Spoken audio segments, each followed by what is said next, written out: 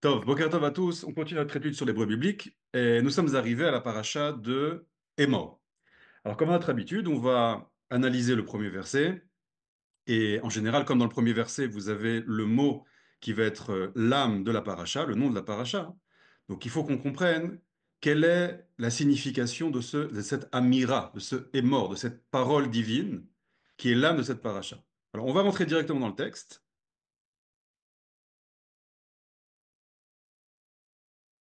Hop, ok. Vayomer Adonai el Moshe, Emor el Kohanim bene Aaron. Donc Vayomer Adonai el Moshe, on avait expliqué que Vayomer ou Vaïdaber, c'est un canal de prophétie qui s'ouvre, qui est rempli par le dévoilement de Havaya. El Moshe, vers Moshe. Bon, quel est le contenu maintenant de la prophétie? Qu'est-ce que Dieu va dire? Il va dire à Moshe, Emor el Kohanim bene Aaron. Emor ici c'est de l'impératif, d'accord? Tu diras. El ha-Kohanim, littéralement vers les Kohanim, en français on va dire au Kohanim, Bene Aaron, les enfants d'Aaron.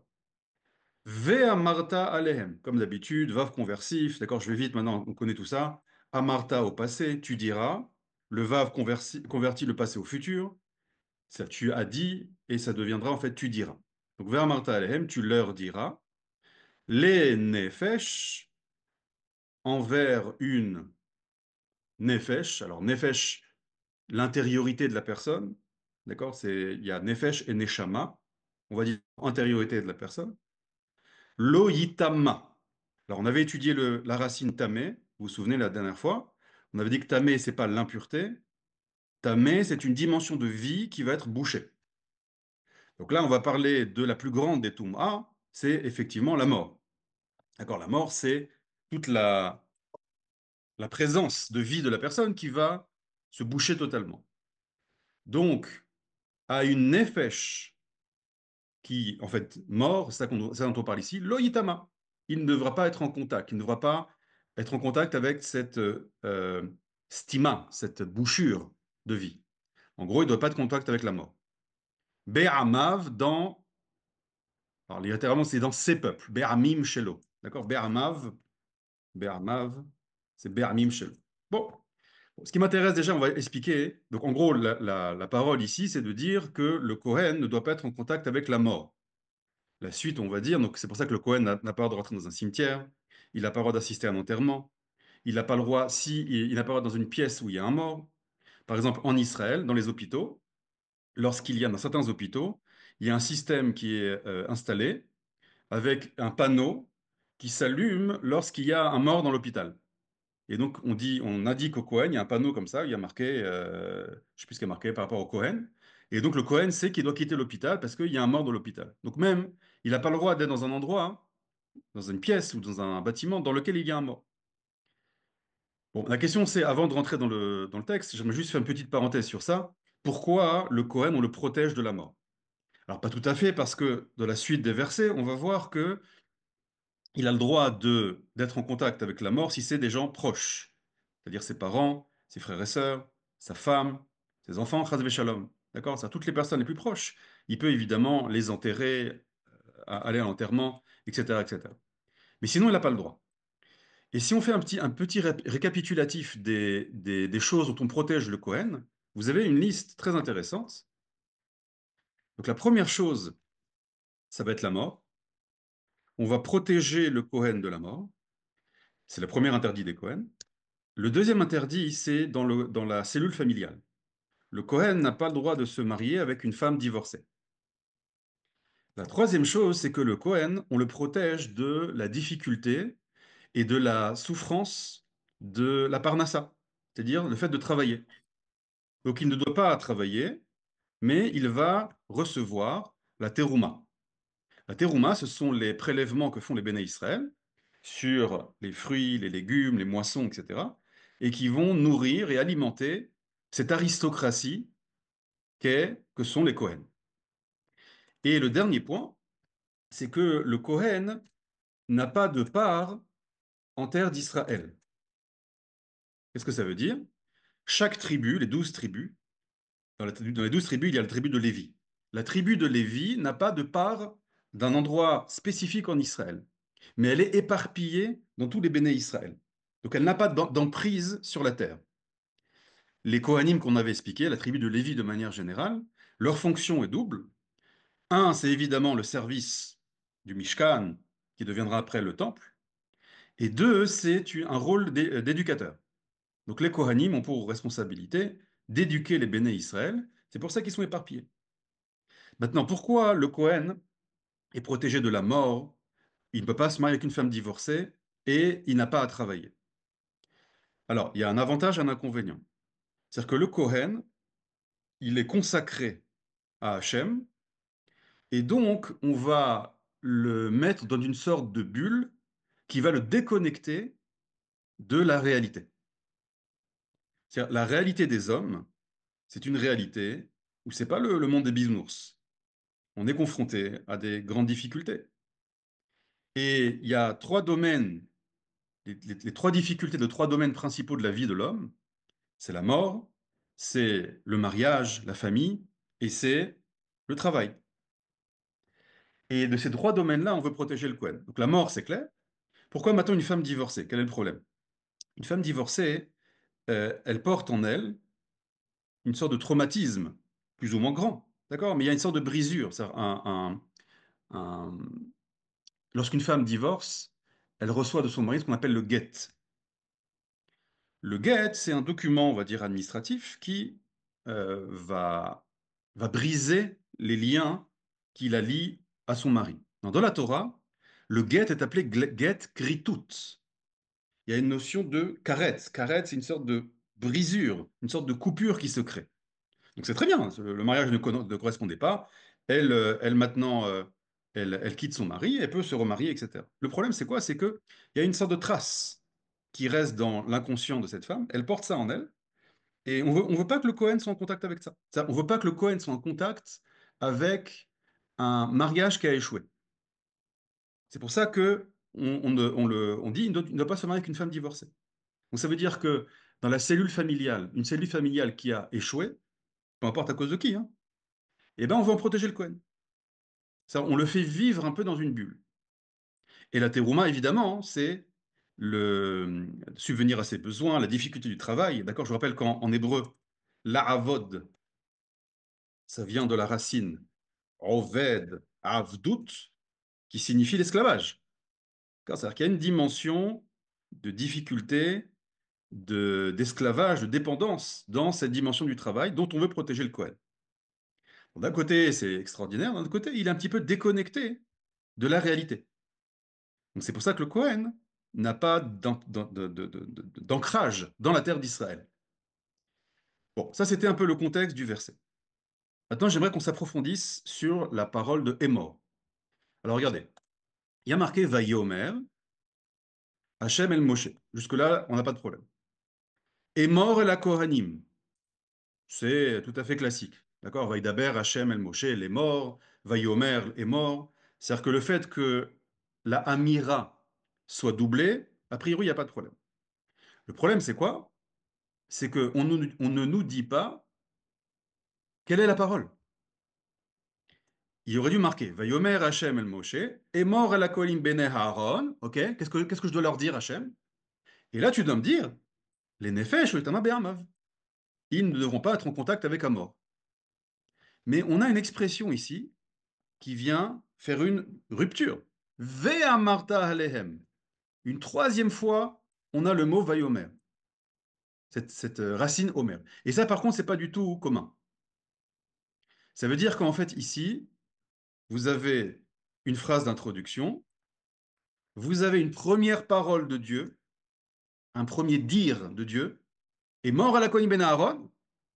Et là, vous avez dans la cantillation ce qu'on appelle un atnach, chez les Ashkenazim atnachta, c'est une interruption longue.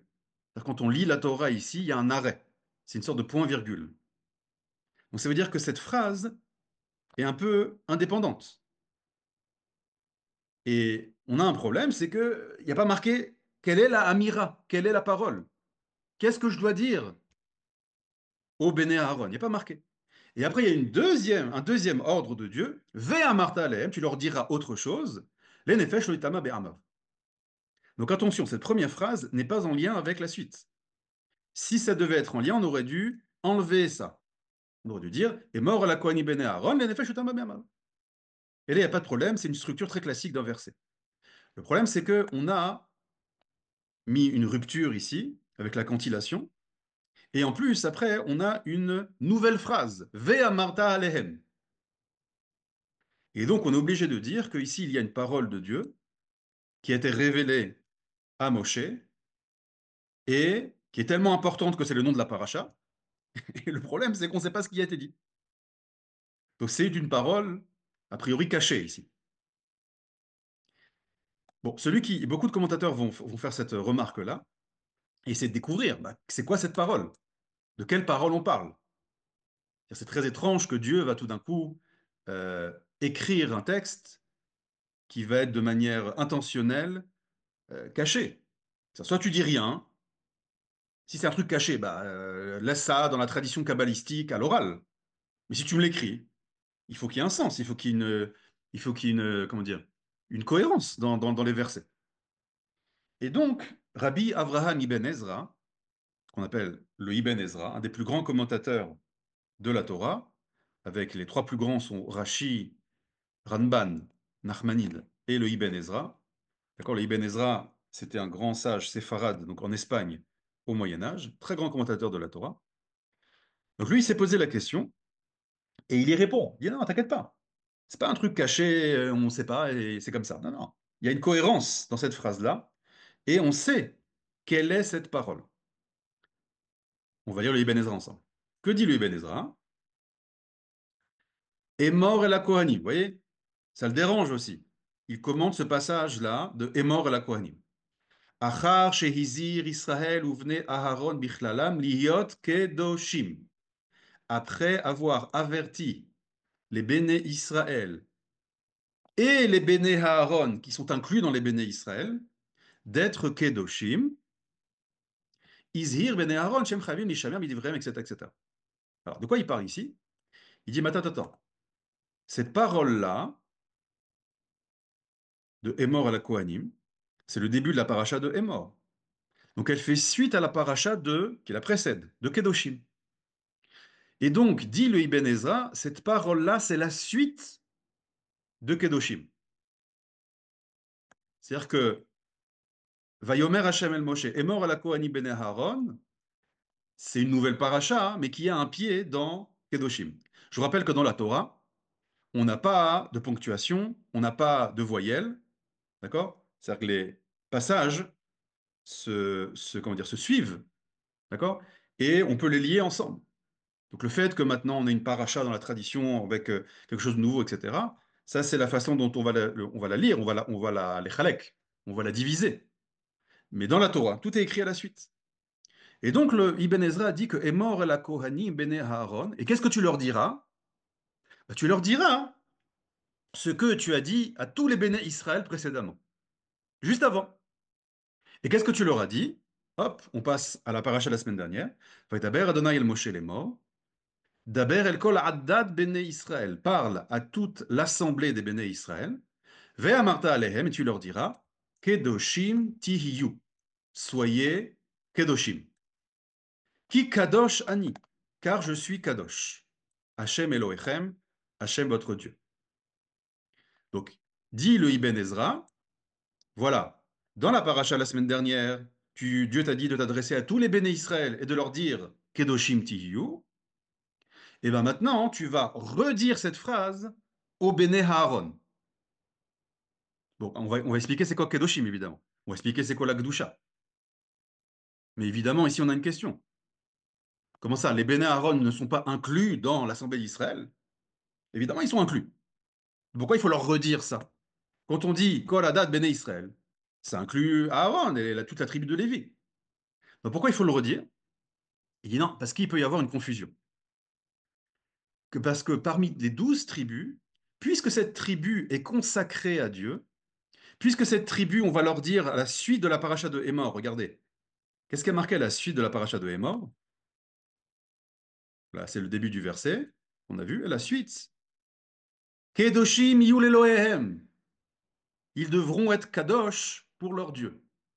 Donc on aurait pu penser que la Kedusha des Béné Aharon, c'est une sorte d'autre Kedusha, quelque chose de parallèle à la Kedusha globale de la collectivité d'Israël. Dit Hachem, attention, attention, je vais parler maintenant de la spécificité des Kohanim, la spécificité de la Kedusha des Kohanim, mais attention, sache que cette Kedusha des Kohanim n'est pas quelque chose d'autre, n'est pas quelque chose de nouveau, n'est pas une nouvelle entité, mais elle va découler de la Kedusha globale des Béné Israël. Donc d'abord, je lis les Kohanim et la Kedusha des Kohanim à la Kedusha des Béné Israël. Et mort à la Kohanim, Béné Aaron, quoi? Ce qu'on a dit avant, tu le redis, attention, attention, les amis. Vous allez voir que vous allez avoir un statut très spécial dans les Béné Israël. Vous n'êtes pas en contact avec la mort. Dans le domaine du mariage, vous aurez des restrictions. Vous n'aurez pas à travailler. Vous n'aurez pas à travailler la terre. Mais attention, ne croyez pas que ce statut particulier, cette kedusha particulière, est quelque chose qui vous met au-dessus de tout le monde. Pas du tout. Au contraire, et ça on va voir ça en profondeur, cette kedusha particulière des Kohanim est une ramification de la kedusha des Béné Israël. Donc d'abord, sachez que vous êtes kadosh comme les Béné Israël, vous devez devenir kadosh, et ensuite, vous avez quelque chose de particulier à révéler. Ça, c'est l'Ibn Ezra. Maintenant, il faut qu'on comprenne, c'est quoi le kadosh?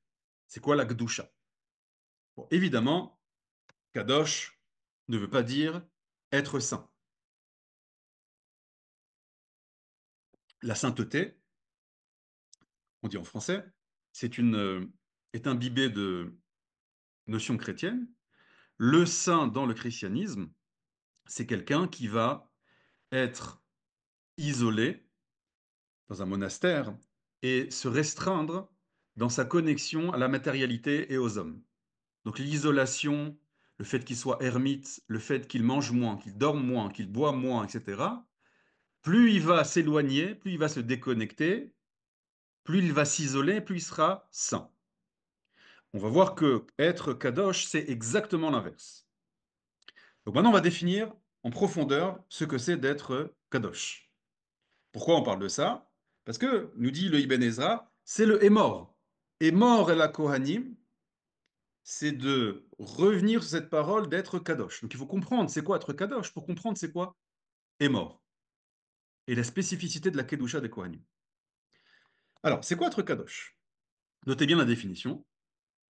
Être kadosh, c'est un état d'être dans lequel la personne qui est kadosh est totalement connectée à sa racine d'âme. Ça veut dire que elle vit sa dimension la plus idéale, sa dimension d'âme, dans sa dimension consciente. D'accord? On a plusieurs degrés d'âme. On a nefesh, ruach et neshama. Je ne parle pas des deux autres parce que c'est encore autre chose. Le nefesh, c'est quoi le nefesh? C'est mon degré d'identité présente et conscient. C'est-à-dire quand je dis je, moi, c'est mon nefesh. Donc c'est mon intériorité révélée, mes capacités révélées. C'est comme un neshama, c'est mon moi idéal. C'est-à-dire quand Dieu il m'a créé, quand Dieu m'a voulu, c'est ma neshama. C'est-à-dire tout mon potentiel, toutes mes capacités divines, c'est ma neshama. Un être kadosh, c'est un être qui arrive à révéler dans son nefesh sa neshama. Or, sa neshama, elle est à l'image de Dieu. Et c'est pour ça que Dieu nous dit Kedoshim tiyu ki kadosh ani. Soyez kedoshim car je suis kadosh. C'est-à-dire, c'est comme si Dieu nous disait, les amis, je suis le seul kadosh ici, je m'ennuie, je suis tout seul. S'il vous plaît, devenez aussi kedoshim comme moi je suis kadosh, comme ça on pourra jouer ensemble. C'est ce qui a marqué dans le Midrash que Dieu, Mishta'ashea, inishmotehem shel tzadikim. Dieu joue avec les âmes des tzadikim. Donc il y a une rencontre, il y a un dialogue. Donc la personne kadosh, ça va être une personne qui est totalement connectée à sa racine, totalement connectée au divin qui est en lui, et donc totalement connecté à Hachem. Donc c'est un état d'être dans lequel tu es constamment dans ce que tu penses, dans ce que tu respires, dans ce que tu manges, dans tes rencontres avec les hommes, dans ton travail. Tu es tu as le fil, cette connexion totale avec Dieu. C'est ça un être kadosh. Le Rav Kook va dire, c'est quoi kadosh? Kadosh, c'est être vivant. Donc on répète. Première définition du kadosh, je vais vous donner plusieurs définitions, c'est à chaque fois des aspects différents du kadosh. Première définition, on va dire kadosh, il est lié à sa dimension d'âme. Il vit totalement son potentiel divin. Dit le Rav Kook, le kadosh, c'est celui qui est appelé vivant. Comment ça vivant? Moi je suis vivant. Je parle, vous m'écoutez, je respire, mon cœur bat, mon cerveau fonctionne. Donc je suis vivant. Dit le Rav Kook, non, non, t'es pas vivant. Tant que tu n'es pas kadosh, tu n'es pas vivant. Pourquoi je suis pas vivant? Je suis mort? Non, t'es pas mort non plus. Alors je suis quoi? Dit le Rav Kook, tant que tu n'es pas kadosh, tu n'es qu'une étincelle de vie. Tu n'es qu'une étincelle de la vie véritable. C'est pour ça qu'on dit tous les matins, Modé ani lefanecha melech hay vekayam. Dieu, on l'appelle le roi vivant. On l'appelle Chai, vivant et existant. Dit le Rav Kook parce que le seul être vivant véritablement, c'est Dieu. Dieu, il est appelé vivant. Et nous, on n'est pas vivants. Nous ne sommes qu'une étincelle de la vie véritable.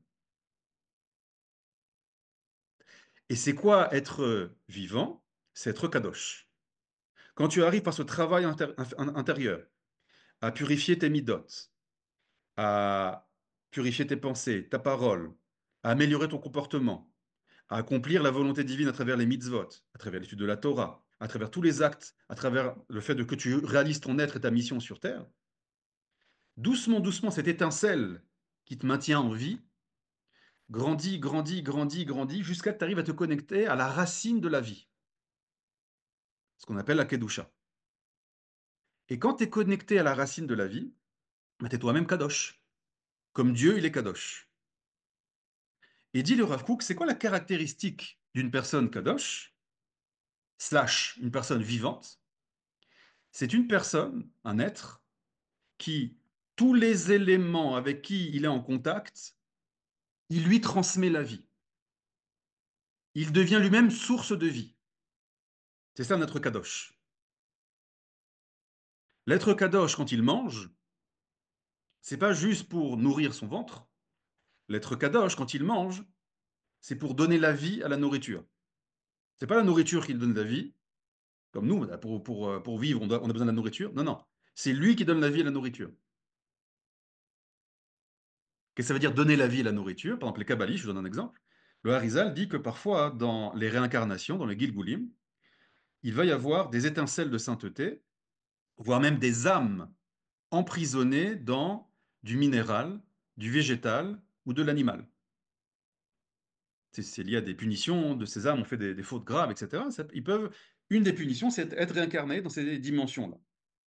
Dit le Harizal, quand le Kadosh mange l'animal, mange le végétal, boit le minéral, et bien le fait même que ce verre d'eau rentre dans le Kadosh, s'il y avait des étincelles, etc., ces étincelles se reconnectent à la source.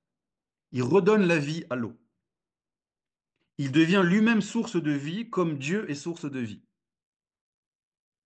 C'est ça le Kadosh. Si on s'approfondit encore sur le Kadosh, un autre aspect, dans le verset de Jérémie, il y a marqué que Kodesh Israël l'Adonai. Vous voyez que le prophète Jérémie ici veut nous révéler une dimension de ce qu'est le Kodesh, la Gdusha, le Kadosh. Mais pas n'importe quelle Gdusha, la Gdusha d'Israël. Et dans le verset, le prophète Jérémie dit Kodesh, Israël, Hachem est appelé Réchit tevuato. Donc le Kodesh est appelé Réchit. Bon, on a deux possibilités. On peut avoir une lecture du verset qui est tout à fait correcte au niveau du pshat, le sens premier du verset, au niveau midrashique, au niveau symbolique, au niveau analogique. Mais on peut aussi lire le verset comme un code, une porte vers une compréhension beaucoup plus profonde. Donc maintenant, on va lire ces versets-là de Jérémie, de Téhilim, la lecture kabbalistique. Les kabbalistes vont dire, je vois que le prophète Jérémie veut nous révéler un secret, que la Kedusha, le Kadosh, est lié à une dimension de Réchit. Ce que ça veut dire Réchit? Roche, la tête. Donc c'est quoi la Kedusha? Quand tu es Kadosh, tu es connecté à une dimension première. Tu es connecté à la racine.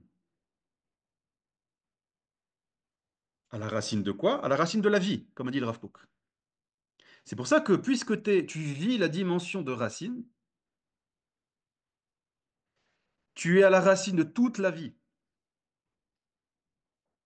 Et de quelle vie on parle? De toutes les vies. C'est-à-dire que le Kadosh, il est au-dessus des anges.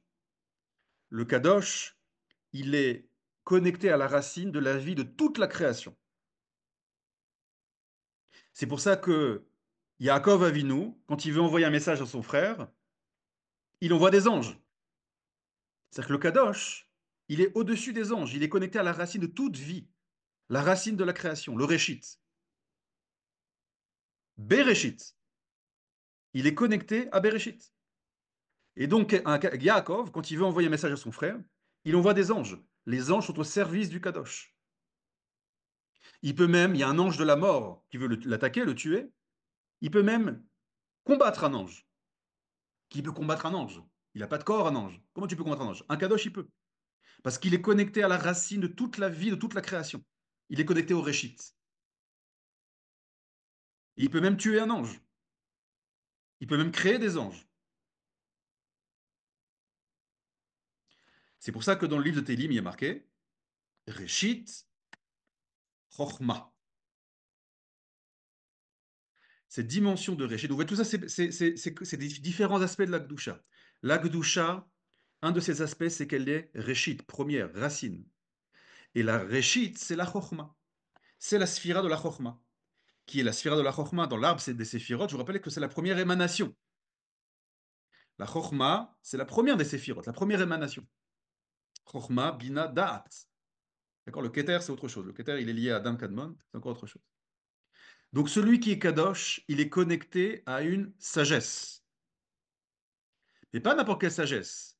Pas la sagesse des sciences, pas la sagesse de la philosophie, pas la sagesse de l'humanité, même pas la sagesse de la Torah. Au-dessus de la sagesse de la Torah. Je vous rappelle que la Torah est dans la Sphirata Bina. Et là, on est à la Chochma. Au-dessus encore. Il est connecté à une sagesse première. Donc ça veut dire qu'il est lié à la sagesse de la création.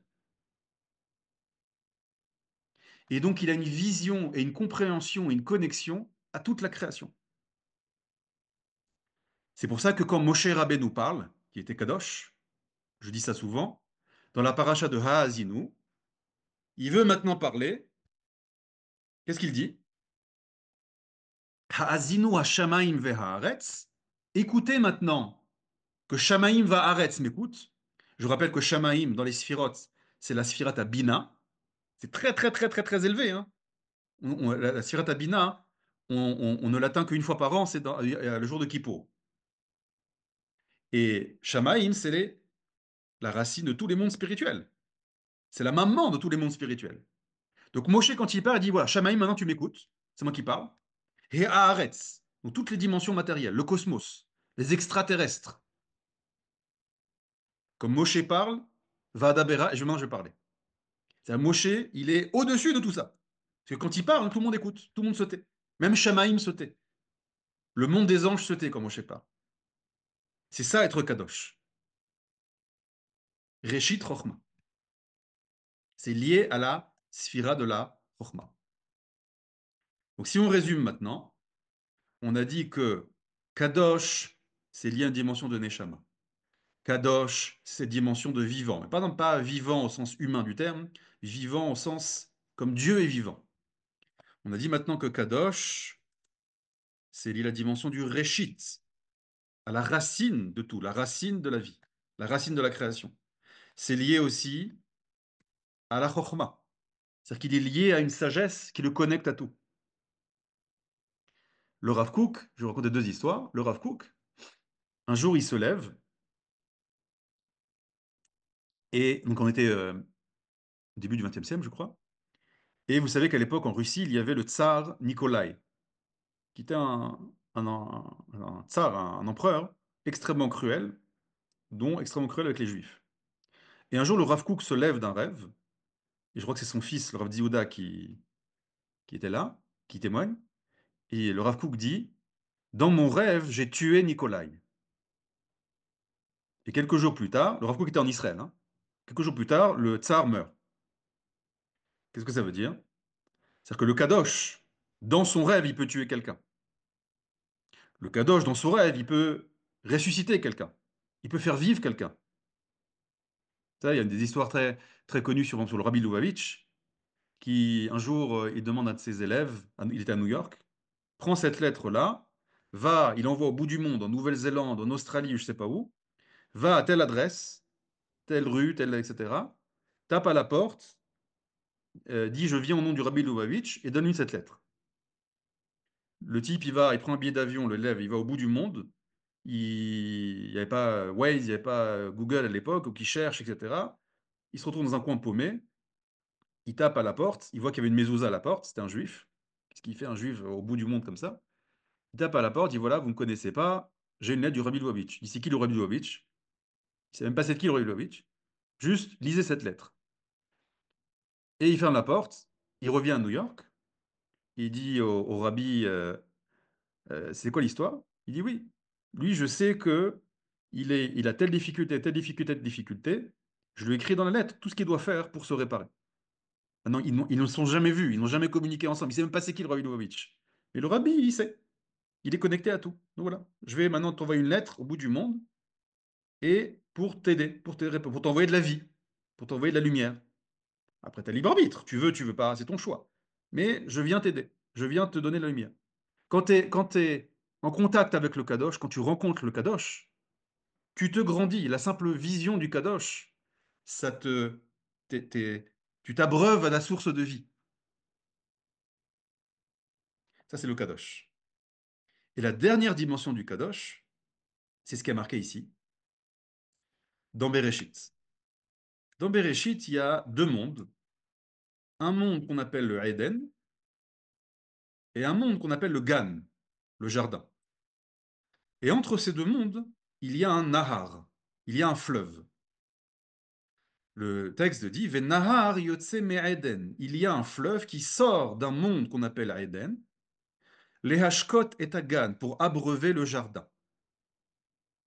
Bon, c'est très difficile d'expliquer ça d'une manière simple, donc on va utiliser la Kabbalah. Les Kabbalistes disent que le Eden, c'est la Chokhmah, c'est la sphira de la Chokhmah. D'accord? Je remonte juste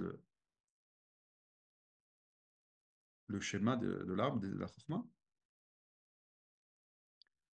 Donc les Kabbalistes disent que le Eden, c'est la Chokhmah, et que le Gan, c'est la Bina. Et donc il y a un Nahar. C'est quoi un Nahar? C'est un canal dans lequel il y a une abondance de vie. D'accord? C'est quoi? C'est de l'eau, de l'eau. C'est un canal d'eau, c'est un Nahar. D'accord? Donc là, évidemment, on ne parle pas d'eau physique, de fleuve physique, on parle de notions métaphysiques. Et donc le Nahar, c'est les dimensions de vie que transmet le Eden au Gan, que transmet le Eden au jardin. Le Eden, c'est la Chokhmah. Le jardin, c'est la Bina. Comme ça disent les kabbalistes. Je vous remonte vite la photo. Voilà. D'accord? Donc, le Eden ici, c'est la Chokhmah. Tout ce que j'ai dit jusqu'à maintenant, le Kadosh, etc., Réchit, c'est-à-dire Chokhmah, c'est ici. Donc la Kedusha, elle est liée à ça. Je vous rappelle que le monde des anges, c'est-à-dire, c'est ici. Pardon, c'est le Olam Abina.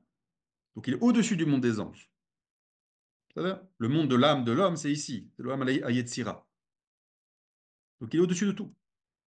Donc ça, c'est le Éden qui va abreuver le Gan, le jardin. Et si maintenant on s'arrête en hébreu sur le mot Éden, donc il y a beaucoup de choses à dire, mais on va juste prendre le terme hébreu. Qu'est-ce que ça veut dire Éden? C'est quoi la racine Éden en hébreu? Donc on a dit que le Kadosh, il est lié à la dimension du Éden. Éden, Adin, c'est quoi Adin en hébreu? C'est délicat. Ça, c'est un autre aspect du Kadosh, c'est qu'il va être quelqu'un de délicat. Il va avoir une douceur, il va avoir une délicatesse, plus de stress, plus d'angoisse, plus de peur. D'accord? Tout ça disparaît et il vit dans la simcha absolue, il vit dans la délicatesse et quand tu lui parles, il y a toujours le sourire. Quand tu lui parles, il te donne le sourire. C'est ça, quelqu'un qui est Kadosh. C'est-à-dire, tout ça, c'est pour expliquer la paracha de la semaine dernière. Donc cette dimension de Kadosh, elle apparaît dans l'âme, ici, des Béné Israël. Et il y a une sorte de ressemblance entre le potentiel de Kedoshim et la Kedusha de Dieu. Cette ressemblance passe par cette dimension d'âme des Béné Israël qui est connectée à la Kedusha de Dieu. Et c'est pour ça qu'il va y avoir une rencontre entre un être Kadosh et Dieu. Qui se ressemblent, s'assemblent. Ça, c'était la paracha de Kedoshim. Maintenant, on veut s'adresser au Kohen. Ça, c'était pour tous les Béné Israël.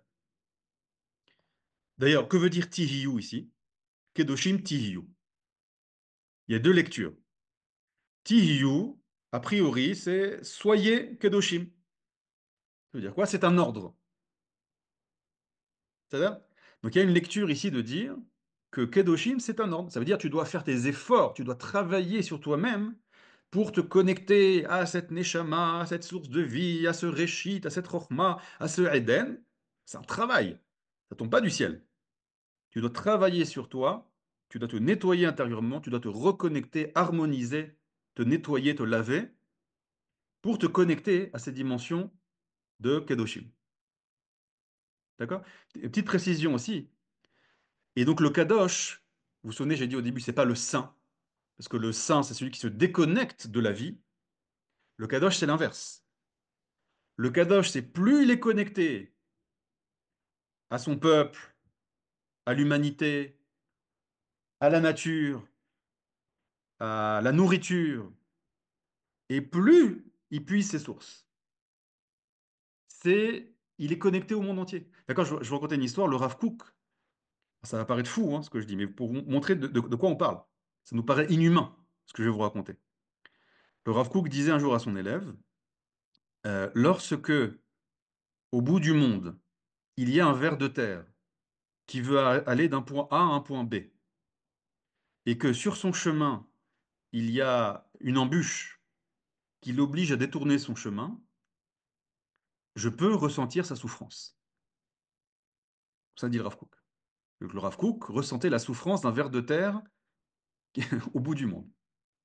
D'accord, donc ça paraît complètement fou. C'est quoi? C'est toutes les informations, comment Ici, on parle d'un autre degré de vie.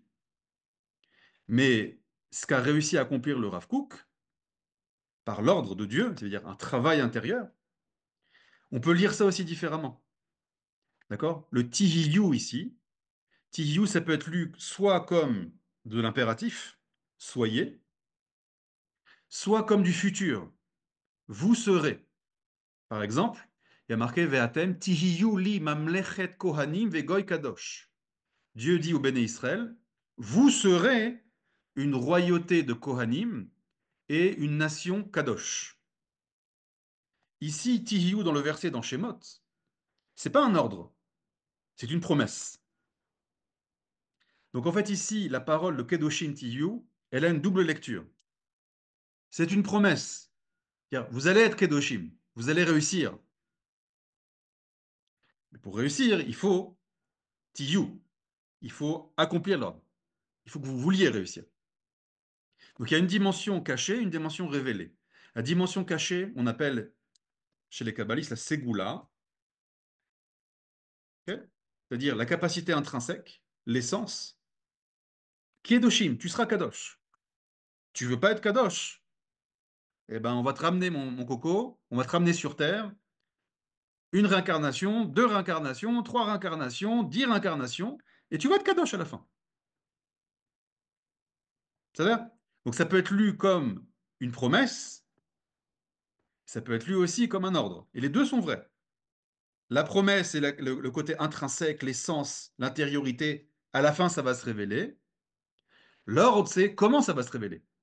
Ça peut se révéler d'une manière, dans cette vie-là, de manière très, très belle, d'accord? Tu travailles sur toi, tu vas y arriver. Ça peut se révéler par des difficultés. Ça, c'est Kedoshim Tiyu.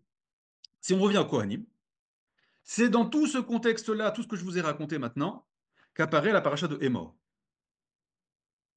Et donc, les Kohanim, comment j'ai commencé? Ils sont dans cette bulle un peu. Pas de mort, pas de femmes divorcées, la terouma, pas de connexion à la terre d'Israël. Ils sont éparpillés comme ça.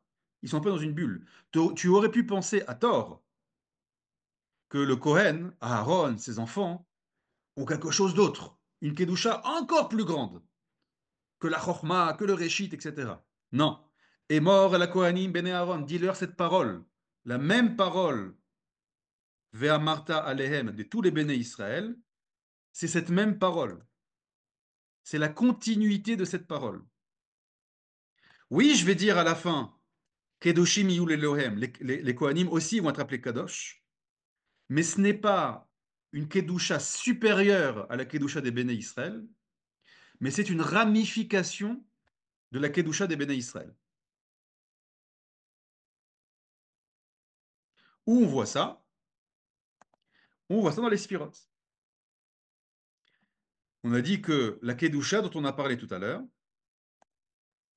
la Kedusha des Béné Israël, tous les Israël, Kedushat Béné Israël, c'est dans la sphira de la Chochma, la racine. Et maintenant, il faut se poser la question, la Kedusha, Kedusha Béné Aaron, la Kedusha des Kohanim, on va dire la Kedushat HaKohanim. D'accord, c'est incroyable, hein. Le Kohen, une fois par an, il rentre au Kodesh HaKodashim, au Saint des Saints. D'accord, c'est extraordinaire. Donc on a pu penser que, eh ben non, c'est pas au-dessus, mais c'est une ramification. Donc maintenant, je vous pose la question, à votre avis, si on prend l'arbre des Séphirotes, où est la Gdusha des Kohanim? Vous pouvez me dire dans le chat, si vous voulez. Donc on a dit la Gdusha des Ben Israël, c'est la Chochma. Où est la Gdusha des Kohanim, à votre avis?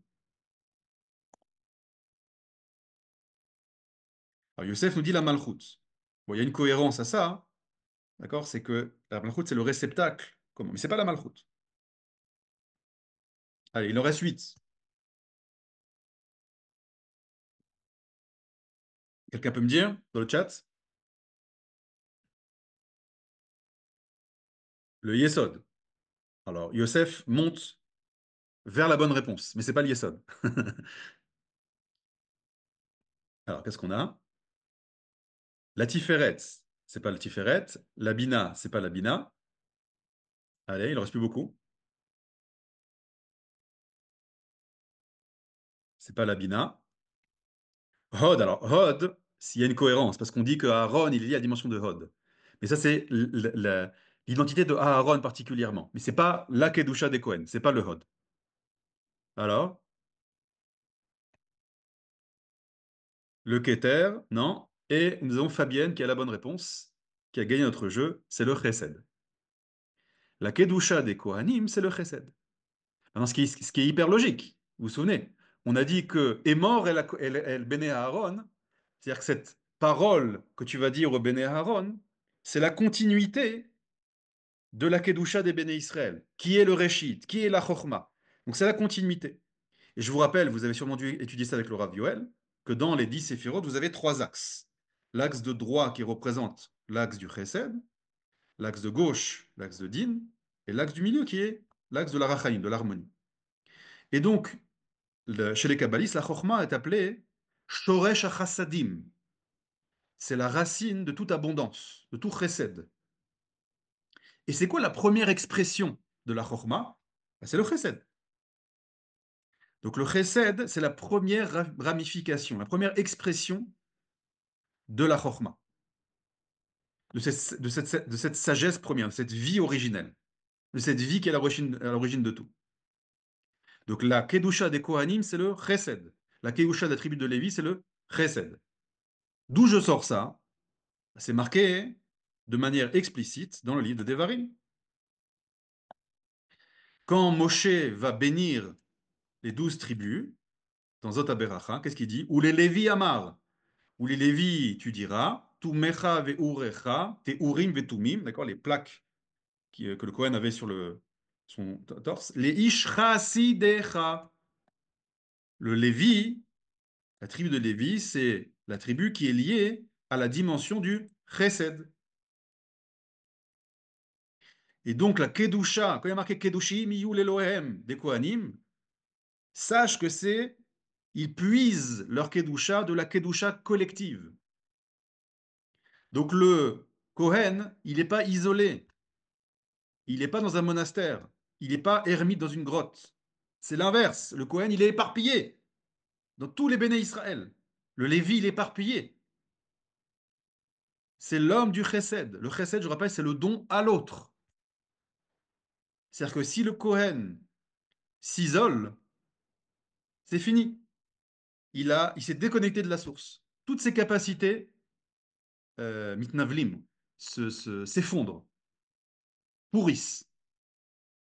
Il doit être connecté au chesed. Et le chesed, c'est l'expression de la chorma. Et la chorma, c'est le béné Israël. Reshit. Reshit chorma. C'est la kedusha des béné Israël. Et c'est pour ça qu'est marqué que la chorma, chet, chaf et chet, c'est koach. C'est le koach ma. La chorma, c'est la force qu'il y a dans le ma. Le ma, c'est le mazé. C'est quoi? C'est la mahout, l'essence des choses. Donc la chorma, c'est la force, c'est l'énergie, c'est la lumière qu'il y a dans chaque chose. C'est pour ça qu'on dit que c'est la racine de la vie, la racine de la création. Ça, c'est la chorma. Maintenant, qui est le personnage biblique qui va révéler pour la première fois cette dimension du chesed? C'est pas Aaron, c'est pas Lévi. Lévi, il appelait chesed. Mais c'est qui, dans les personnages bibliques, qui révèle pour la première fois cette dimension du chesed? Avraham. Il a fait mode. Abraham, il a appelé Merkava, ça va être le char, le réceptacle de la dimension du chesed. Et si on voit le mot Abraham, c'est composé du mot Ever, Ma. Vous voyez? Abraham, c'est Ever, et Ma, là, c'est le même et le He. C'est quoi Ever en hébreu? Un membre. Et c'est quoi un membre? C'est une ramification. Donc Abraham, qui représente sur terre la séphira du chesed, qui va être la racine du chesed, qui va après se réincarner dans son petit-fils Lévi et après dans les Kohen, c'est une ramification du ma, donc de la chorma. Donc c'est pour ça que le chesed, c'est une ramification de la chorma. C'est une expression première de la chorma. Mais ce n'est pas la racine. D'accord? Donc attention, dans le judaïsme, l'aristocratie n'est pas au-dessus du peuple, mais en dessous du peuple. Exactement l'inverse qui existe chez les nations du monde.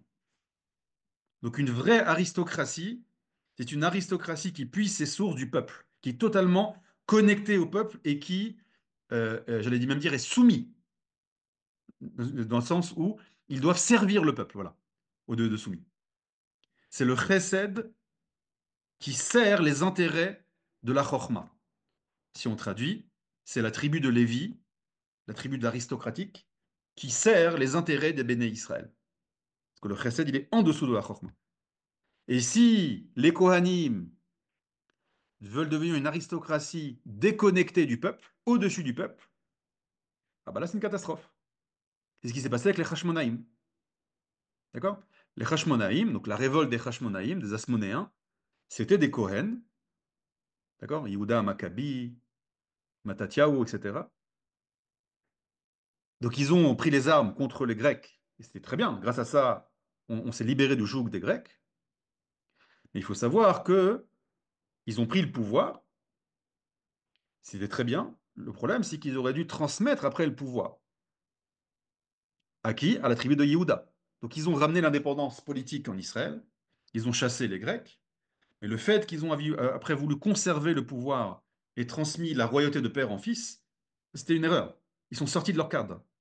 Tu sors du cadre, tu te déconnectes de la source. Ton rôle, c'est pas de diriger les béné Israël dans un point de politique. Ça, c'est le rôle de Yehuda. D'ailleurs, Yehuda lui-même, il puise sa source et sa force des béné Israël. C'est pareil. Tous les dirigeants des béné Israël puisent leur source des béné Israël. Regardez, on a Mishkan. Mishkan, c'est quoi? C'est la présence divine sur terre. C'est composé de Melech, le même, d'accord? Melech, le roi. Le Shin, c'est Shofet, le juge. Le Kaf, c'est Kohen, donc le Kohen, l'aristocrate. Et le Nun, c'est le Navi. Nous avons ici les quatre Samchout, les quatre autorités des Béné Israël.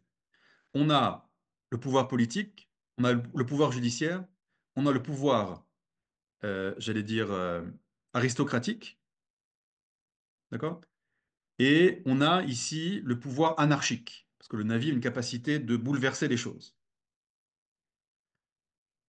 Chacun de ces quatre, chacune de ces quatre autorités puise sa source des béné Israël.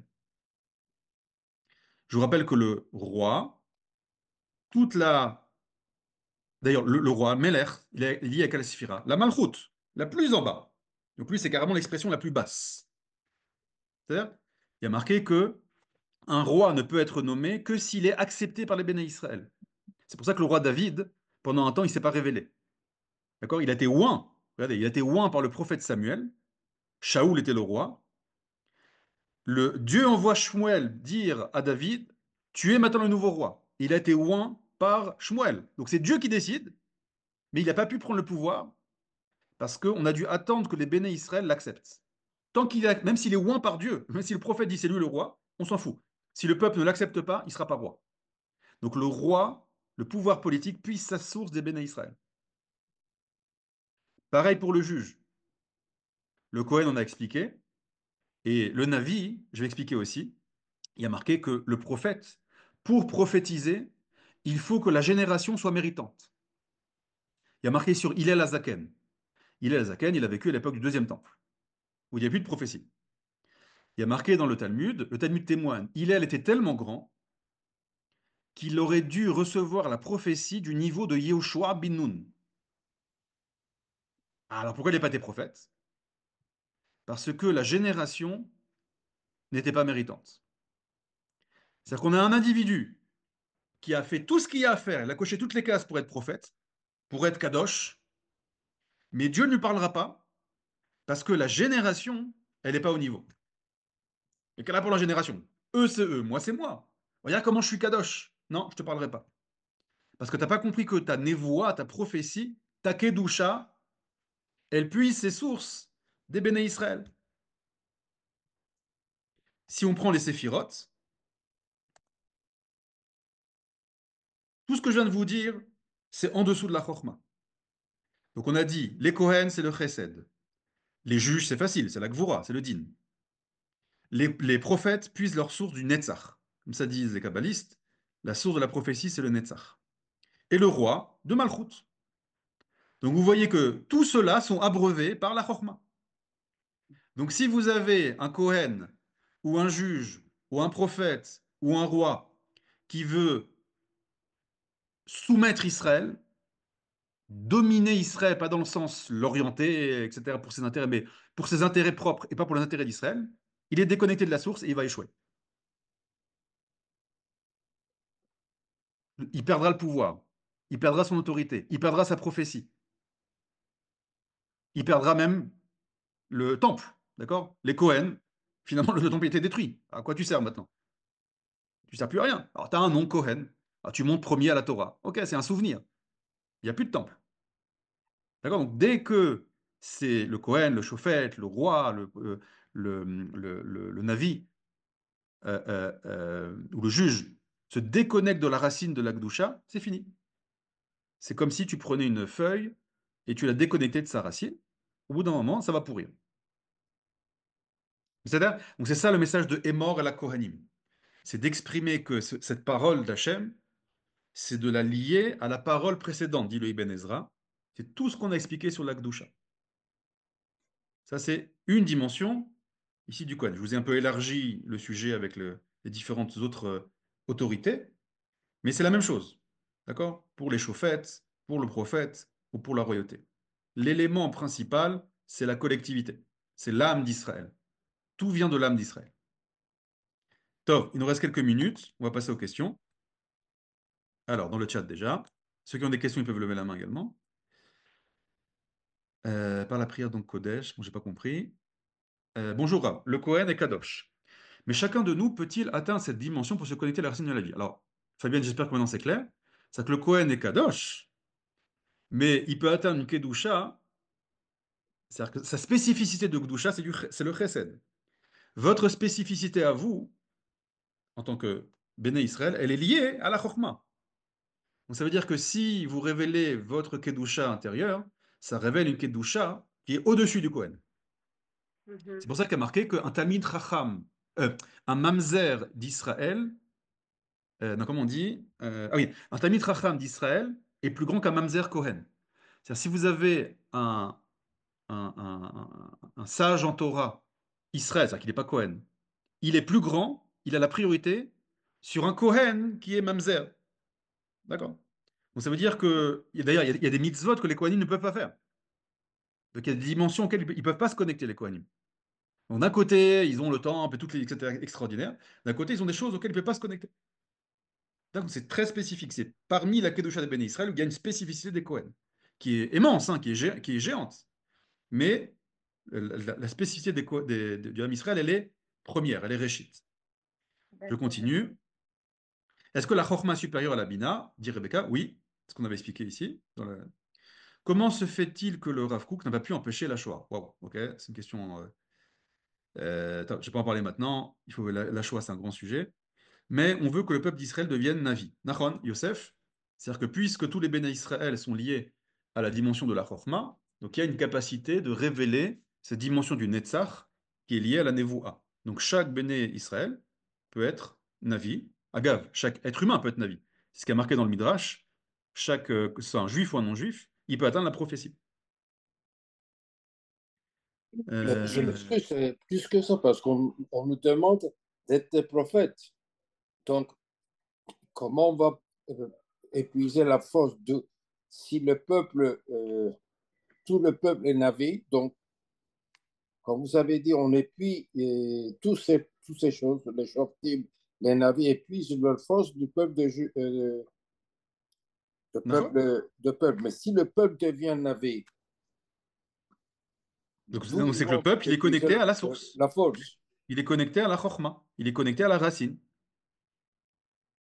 Donc, C'est ils très vont bien. épuiser de Chokhmah. Ils sont connectés à la Chokhmah. D'accord?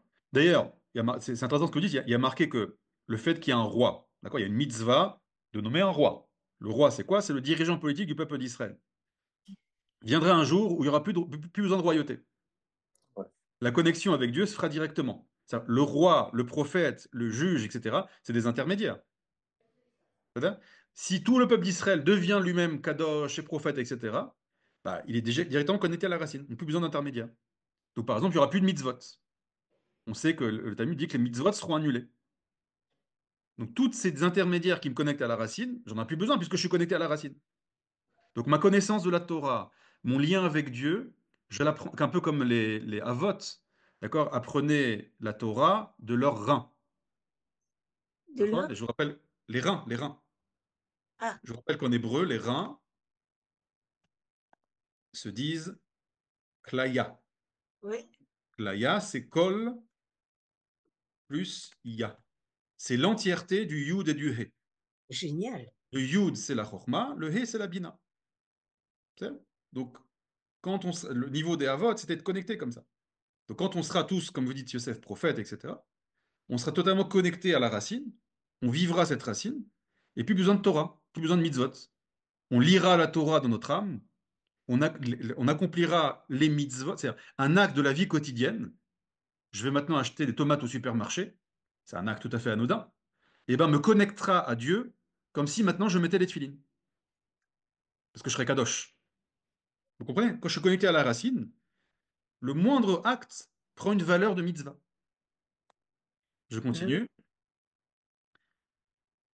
Quelle est la relation de la Gdusha avec les fonctions de la Havdalah? J'ai pas compris la question, Yochebet. Samuel, si le Navi est lié au Netzach, il est en dessous du Kadosh, pourtant un être peut être Kadosh sans être prophète. Non, le Kadosh. Alors, la capacité à prophétiser, c'est lié à la sphira du Netzach, mais pour pouvoir prophétiser, tu dois être connecté à la racine. D'accord? C'est-à-dire, être Kadosh, c'est un état d'être. Alors, je vais expliquer. Être Kadosh, c'est un état d'être que j'ai expliqué ici. Être prophète, c'est Dieu qui te parle. Tu peux être Kadosh sans que Dieu te parle. Par exemple, on a le Or HaChaim à Kadosh. Rabbi Chaim Ben Attar, il y a 300 ans. Il était Kadosh, mais pas prophète. Donc Kadosh, c'est un état d'être. Prophète, c'est Dieu qui se révèle à toi. Tu peux être Kadosh, avoir créé ce réceptacle à la prophétie, être connecté à la racine, mais Dieu, pour des raisons qui l'incombent, ne veut pas se révéler à toi. C'est-à-dire, donc la prophétie, c'est une ramification de la Kedusha, de la Chokhmah. C'est une des expressions de la Chokhmah. Ça passe par la prophétie. Tov. Voilà les amis, on va s'arrêter ici. Chazak ou Baruch, Toda Rabba. תודה רבה. Une bonne journée תודה à רבה, vous. תודה רבה, ממש תודה רבה. Merci beaucoup. Avec Merci vraiment infiniment. Merci beaucoup. Très intéressant. Simcha, Besimcha. Leitraot, shalom, shalom.